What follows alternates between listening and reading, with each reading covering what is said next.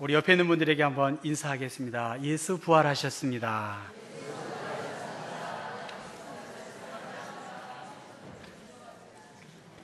하나 더 하려고 합니다. 해피 이스터입니다. 한번 옆에 있는 분들에게, 제가 또 외국에서 왔잖아요. 옆에 있는 분들에게 한번 이스트가 아니라 이스타. 이스터죠, 이스터. 옆에 있는 분들에게 해피 이스터 이렇게 하면 돼요. 예.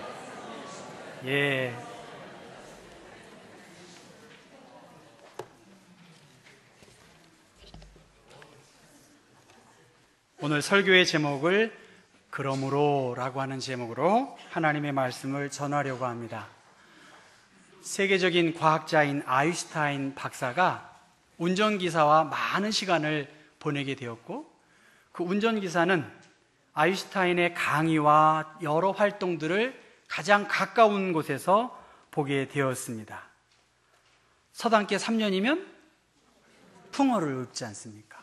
그래서 기사지만 그냥 기사가 아닌 과학적 상식, 지식을 나름 갖고 있는 그러한 사람이었습니다. 하루는 아인슈타인 박사가 기사에게 이렇게 말했습니다. 이번에는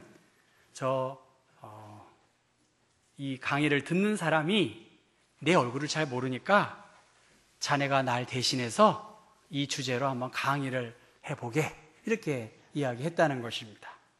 처음에는 머뭇거렸지만 아인슈타인을 잘 아는 이 운전기사는 하겠노라고 그렇게 해서 이 회중들 앞에서 아주 좋은 그 강의를 하고 열화와 같은 박수를 받게 되었습니다.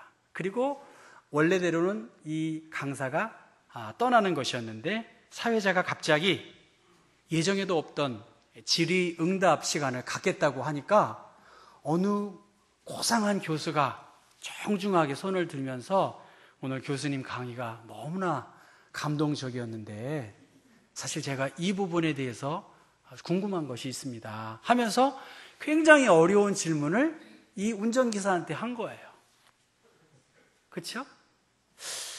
그게 순간적으로 이거 어떻게 하지? 고민하다가 이 운전기사가 그 정도의 질문은 우리 운전기사도 알 수 있다고, 운전기사 한번 나와서 이 강의를 해보라고 했더니 이 아인슈타인 박사가 아주 더 탁월하게 분명하게 이 강의를 질문을 대답을 하니까 이 회중들이 너무나 감동을 받아가지고 우리와 같은 박수를 치고 하는 사이에 이 운전기사와 아인슈타인 박사는 서둘러서 그 모임을 떠났다고 합니다.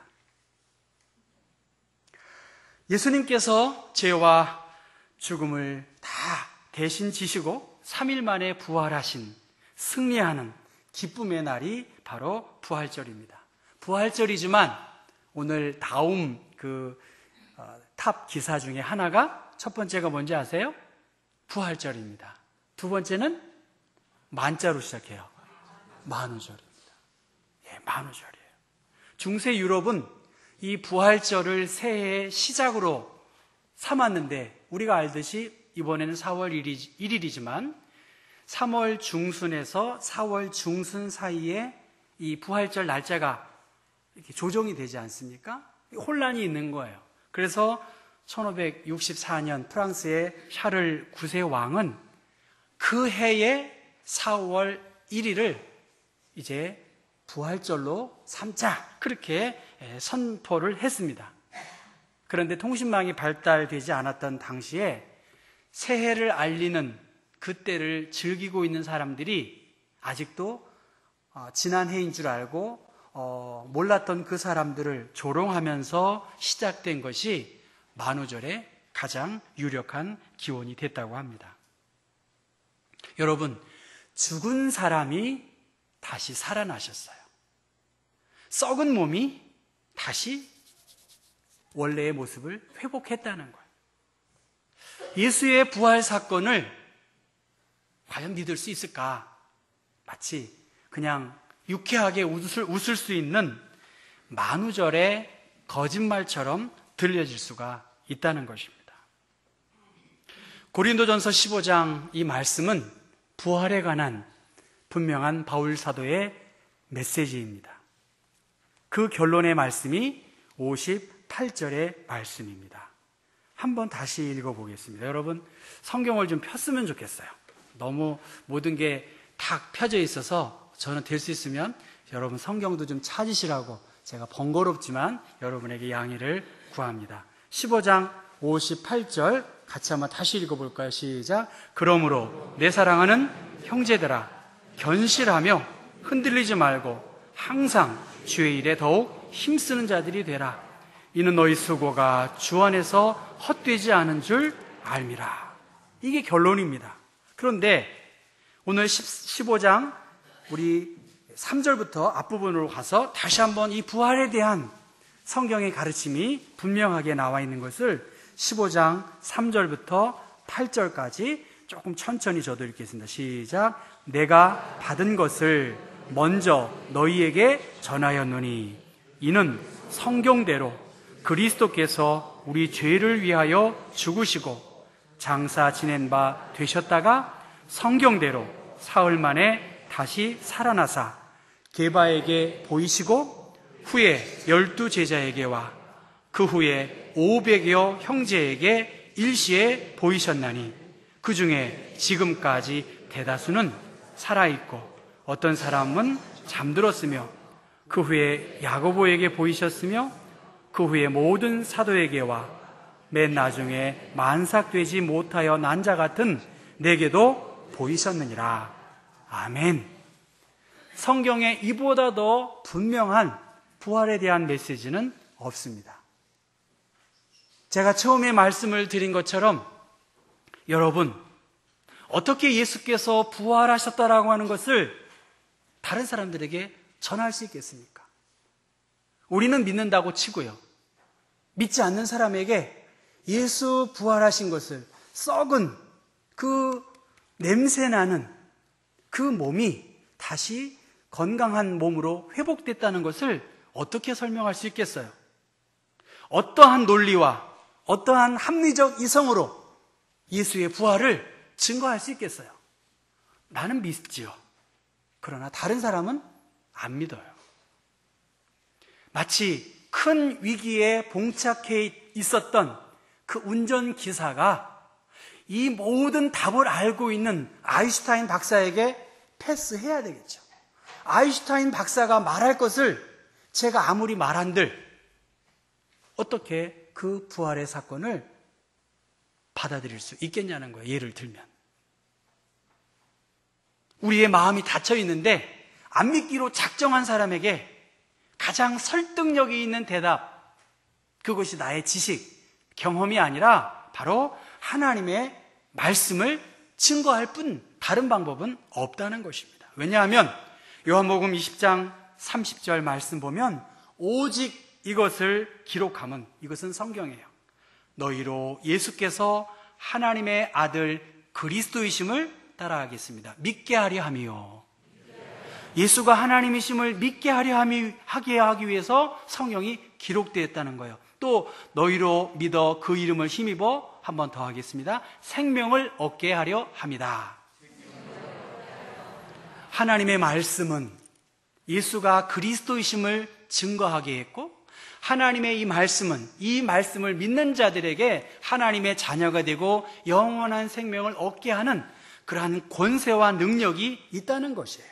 부활하신 주님을 믿게 하고 그 이름을 힘입게 하는 생명이 이 하나님의 말씀에 있다는 것입니다. 우리가 할 수 있는 최선의 방법은 바로 생명의 말씀을 전하는 거예요. 이 말씀을 붙잡고 이 말씀을 확신하고 오늘 성경은 성경대로 그리스도께서 우리 죄를 위하여 죽으시고 성경대로 장사 지낸 바 되셨다가 사흘 만에 다시 살아나셨음을 증거하고 있습니다.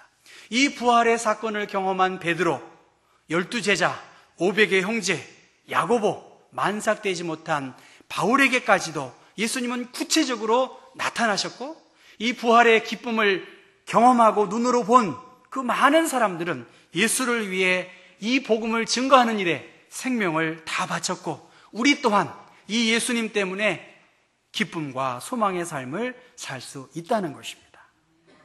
그런데 고린도 교회의 일부 사람들은 자신의 경험과 판단을 기준으로 죽은 자의 부활이 없다라고 말하고 있어요. 오늘 우리에게도 가장 큰 도전은 예수께서 부활하셨다라고 하는 사건, 이 사건에 대한 믿음이 결여되어 있어요. 부족해지고 있어요. 예수 부활의 의미만을 찾으면 신화에 불과한 거 아니겠습니까? 전 여러분에게 도전해요. 많은 사람들이 자신의 경험과 판단에 의해서, 그냥 모태신앙에 의해서 그렇게 교회의 신앙생활을 한다고 한다면 다시 한번 우리에게 이 도전의 메시지가 마음에 믿어질 수 있는 그러한 은혜가 있기를 간절히 바라요. 하나님의 말씀 한 번 더 보겠습니다. 고린도 전서 15장 12절부터 읽어보겠습니다. 고린도전서 15장 12절부터 20절까지 같이 읽겠습니다. 15장 12절 시작. 그리스도께서 죽은 자 가운데에서 다시 살아나셨다 전파되었거늘 너희 중에서 어떤 사람들은 어찌하여 죽은 자 가운데에서 부활이 없다 하느냐? 만일 죽은 자의 부활이 없으면 그리스도도 다시 살아나지 못하였으리라. 그리스도께서 만일 다시 살아나지 못하셨으면 우리가 전파하는 것도 헛것이요 너희 믿음도 헛것이며 또 우리가 하나님의 거짓 증인으로 발견되리니 우리가 하나님이 그리스도를 다시 살리셨다고 증언하였습니다. 만일 죽은 자가 다시 살아나는 일이 없으면 하나님이 그리스도를 다시 살리지 아니하였으리라.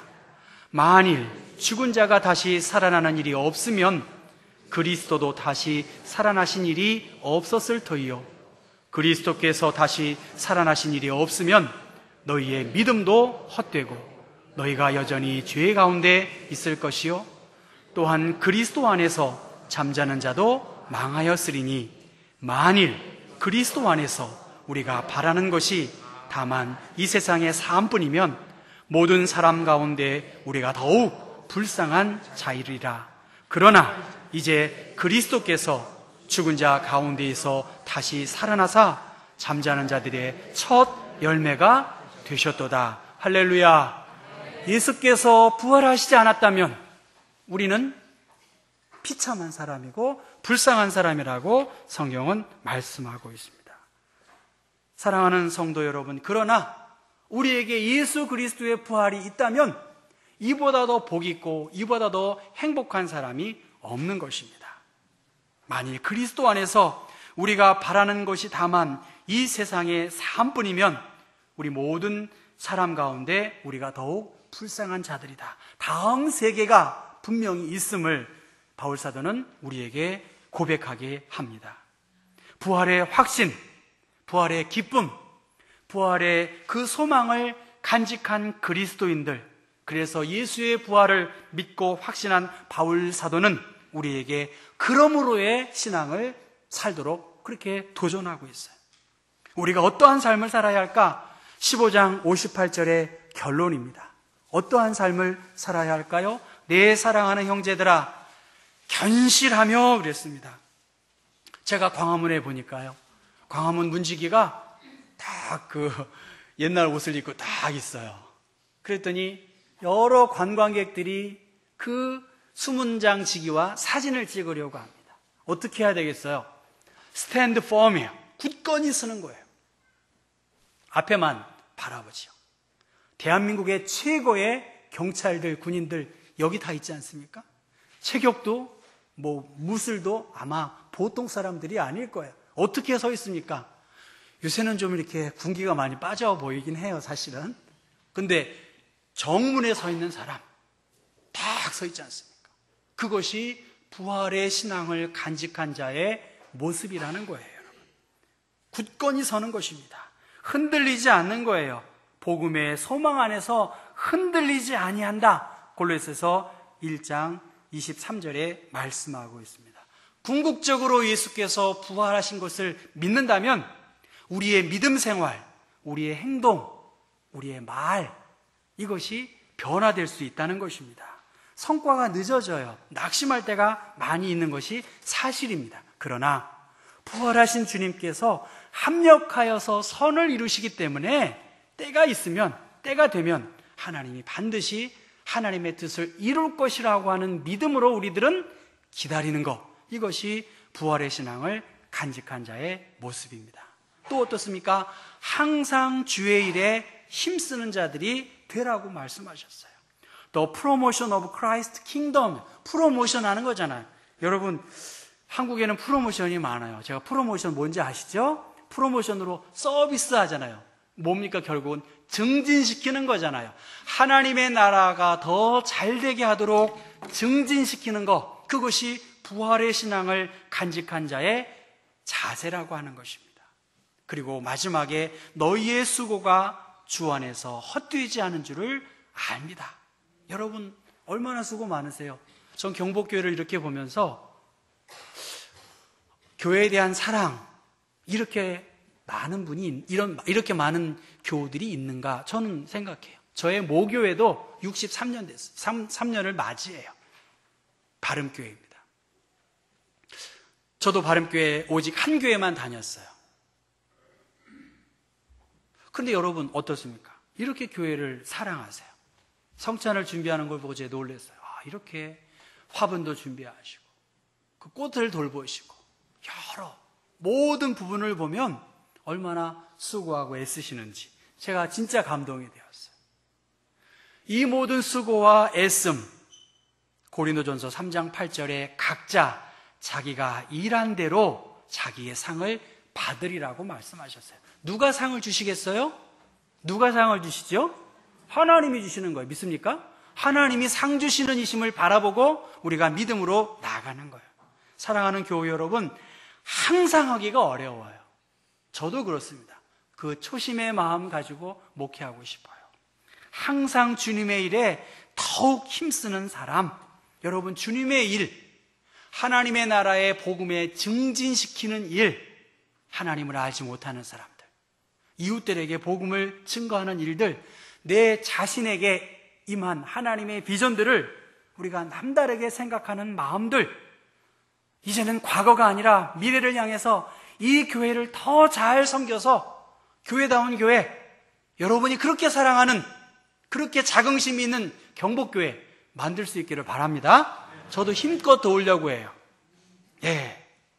그러기 하기 위해선 주님 안에 머물러야죠. 과거에 머물거나 그러면 안 되겠죠.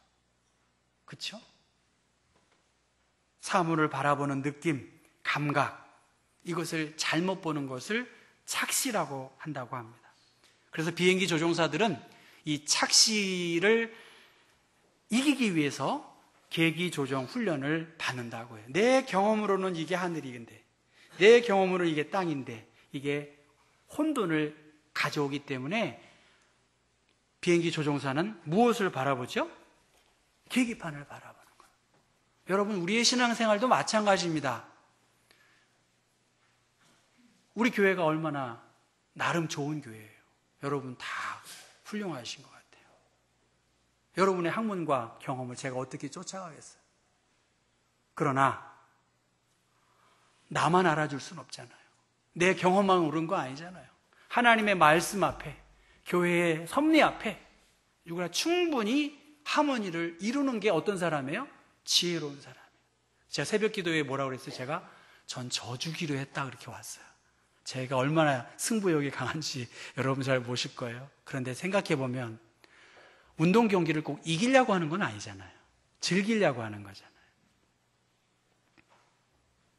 여러분, 하나님의 말씀을 기준 삼고 이 말씀을 더 믿고 주님이 기뻐하실 것, 주님이 주시는 평안을 의지하고 믿음으로 나아갈 때 하나님께서 우리 교회에, 우리 각자에게 주님의 평안을 주실 줄로 믿습니다.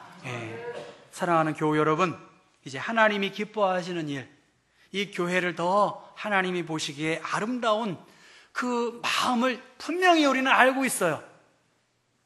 모르는 거 아니에요. 제가 여러분에게 무슨 성경 공부를 가르치겠어요? 저도 잘할 수 있는 게 있어요. 못해서 말하는 게 아니에요. 이 정도면, 이 정도의 목사님들이 거쳐간 교회라면 충분해요. 물론 더 필요하죠.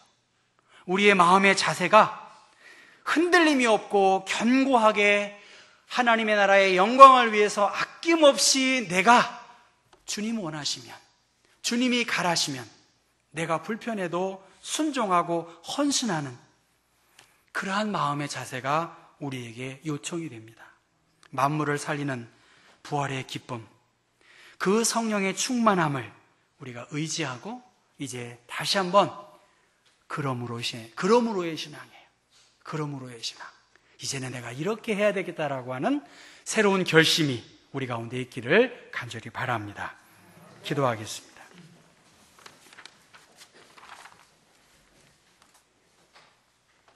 사망의 권세를 이기신 주님, 우리를 향한 주님의 그 첫 마음, 그리스도께서 나를 터치해 주시고 안아주신 그 은혜의 감격이 회복되고 부활되기를 소원합니다. 예배가 예배되게 하시고 그리스도 안에서의 하루의 첫 만남이 세상의 그 어떤 사람들의 만남보다 더 귀하고 귀할 수 있도록 우리의 만남과 교제에 주의 은혜를 부어 주옵소서. 삶에 지친 영혼들이 주님의 말씀을 들음으로 말미암아 하늘의 기쁨을 누리기를 소원합니다. 부활의 신앙을 간직한 성도답게 이제는 그러므로의 삶을 살기를 원하고 하늘의 큰 기쁨을 누리며 살 수 있는 은혜가 있게 하여 주옵소서. 주 예수 그리스도 이름 받들어 간절히 기도했습니다.